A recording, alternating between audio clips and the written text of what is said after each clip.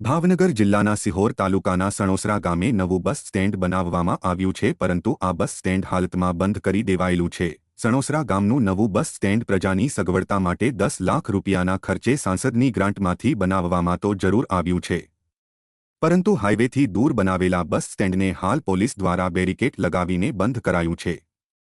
જો કે પોલીસે બેરિકેડ લગાવવા બાબતે જણાવ્યું હતું કે તેમની પાસે જગ્યા ન હોવાને કારણે બસ સ્ટેન્ડની ફરતે બેરિકેડ લગાવવામાં આવ્યા છે। જો કે પ્રજાના પૈસાનો ક્યાંક ધુમાડો થયો હોય તેવું જરૂર લાગી રહ્યું છે।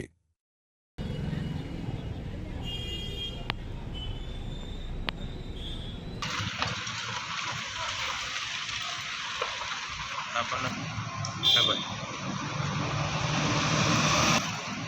ખબર